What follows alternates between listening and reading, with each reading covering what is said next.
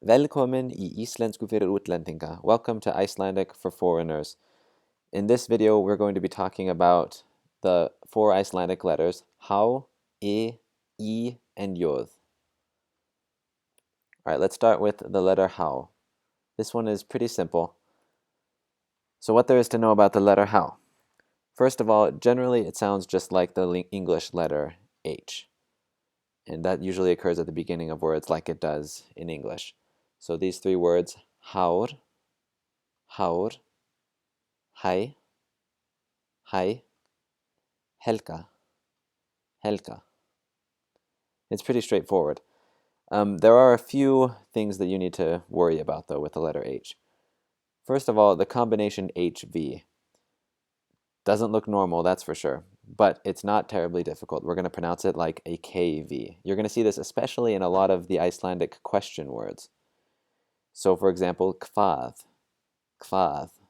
which means what? Hver, which means who, and hvor, which means which of two. So, KV sound, kv. That's not totally normal, so you'll have to practice that a little bit to get used to the sound, kv. There are some parts of Iceland that will pronounce it slightly differently, but mainstream Icelandic just KV sound, hvað, hver, and hvor.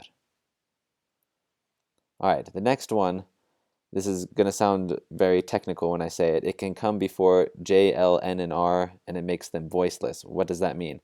Well, it really just means that we're not going to pronounce it silently. We're still going to pronounce the H sound before each of these letters, and it's going to change the sound of the letter after it a little bit.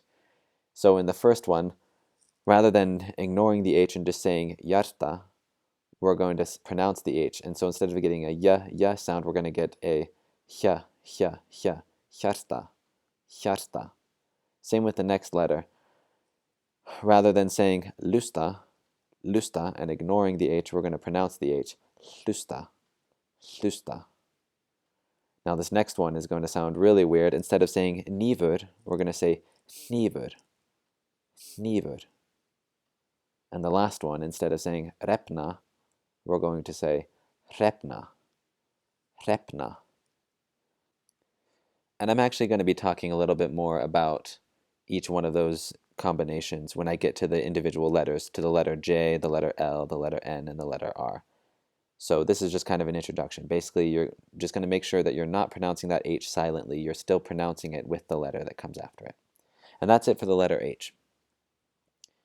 The next letter is the letter I. Now, what to know about the letter I? Like all vowels, it can be long or short, and that depends on whether we have a consonant cluster after it. So in these two examples, we have one long and one short. Vinur, and vintur. Now, the short I, as in that second word, in vintur, basically sounds just like the I in the word pin in English, pin or tin. On the other hand, the long I is a little bit harder for Americans to pronounce, so just give it your best. That one might take some work, working directly with an Icelander to help get it down, the I sound. All right, the next thing to know about the letter I is the combinations ing and ink. It turns the I sound into an E sound, like the I with an accent, E. So check out these two examples. The first one, finkur. So it's the E sound. And the next one, flinkur. It's the E sound again. Which brings us to our next letter, the letter E. The letter E is just like how in English we would perhaps pronounce the letters EE, like in the word read. So it's almost as if you're smiling, E. All right, so what to know about the letter E? There's really only one thing, and that is that it can be long or short, just like all vowels. So glima, and nista. So hold it for extra long in that first word and short in the second. And that does it for the letter E. All right, great. Next is the letter jóð. Youth. Now, forget everything you learned in English about it making the j sound. It's always going to make the y sound, kind of a y sound in Icelandic.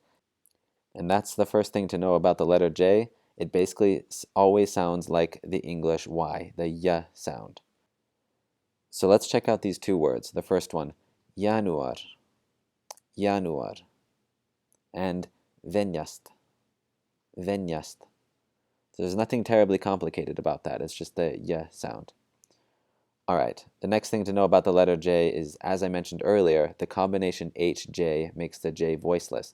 And what voiceless means is that our vocal folds are not vibrating while we say it. So instead of where you can feel your throat vibrating, it's going to be silent down there. So it's just going to be yeah, yeah, yeah, yeah, yeah.